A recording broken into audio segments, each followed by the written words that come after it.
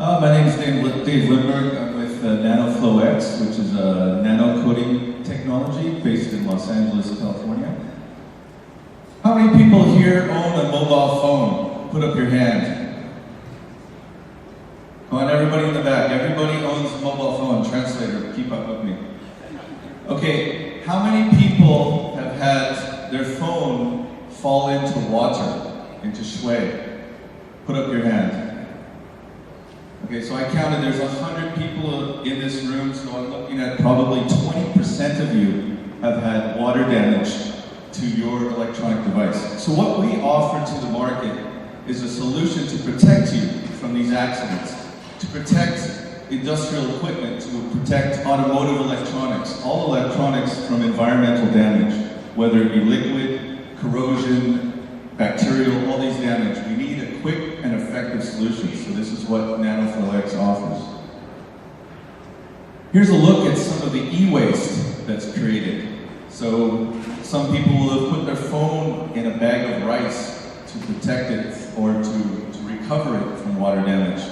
It doesn't always work, so we end up with this kind of example of massive waste on electronics or replacement of electronics, so we aim to reduce these problems. So we have a solution called V2. We have various different chemistries, but this one specifically is a flexible polymer that's deposited by a chemical dip or spray or sputter and then a heat cure. So why is this important or advantageous? It's done at low cost and it's extremely accessible on all scales of factory production. So whether you have an assembly factory doing airplane parts that are maybe hundreds to thousands of units a year, or mobile phone parts for Huawei or Xiaomi doing millions of parts a year, we have a solution that's scalable so that you can access this technology for all your needs. We talked about the reducing of waste, but it's also an implication for the brands. So when somebody buys a phone and they return it to the store, it costs the brand, it costs the factory, it costs the entire supply chain a loss. So we aim in general just to reduce those things as well for the economic impact. This gets a bit repetitive again, but we're just talking about reducing toxic waste, so we'll move past that. So we talked about how to apply this technology.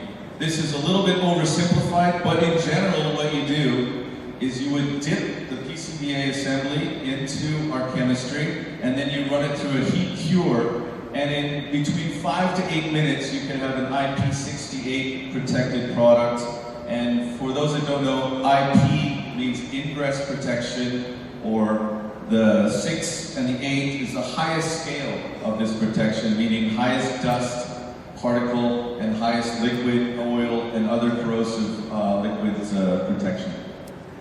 So in terms of the cost of application, it's not just that the equipment for other forms of the technology is expensive, but it's actually the operator time that's costing to implement this as well. So if you need to do heavy masking, which means adding extra protection to connectors and interconnect and MEMS devices, small sensor devices, if you have to add protections at every little point on that, it often requires human labor, and that becomes exponentially more expensive than the actual chemistry itself.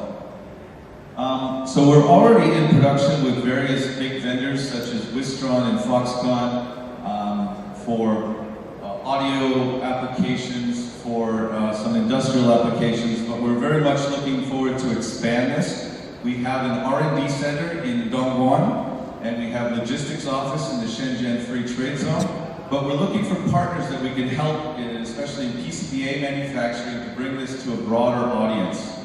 So some of the people we're developing with today are listed on the screen behind me, but we're very interested to help the Guangdong province access this market, because it's huge. There's electronics everywhere, everything we're touching connected to our ears in this presentation, this could all be damaged, so we look to protect all these devices. This is our team based in Los Angeles. And we have a team in China as well, so we're very accessible for all the Guangdong companies. So thanks for having me here today. We look forward to speaking to you after this presentation. Thank you, Deputy.